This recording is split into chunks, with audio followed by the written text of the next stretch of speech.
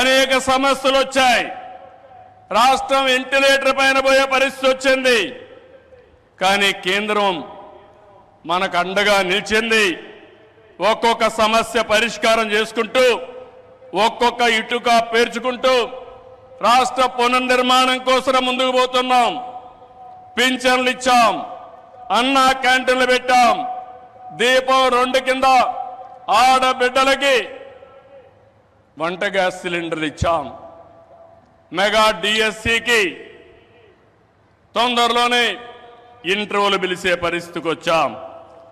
ఇవి చేయడమే కాకుండా ఇంకో పక్కన మీరు చూస్తే సూపర్ 6 ఏవైతే చెప్పామో ఆ సూపర్ 6 అన్ని కూడా పూర్తి చేసే బాధ్యత ఎన్డీఏ తీసుకుంటామని మరొక్కసారి విశాఖపట్నంలో మీ అందరికీ హామీ ఇస్తున్నా. కష్టాలున్నాయి, సమస్యలున్నాయి, అధిగమిస్తాం, ముందుకెళ్తాం.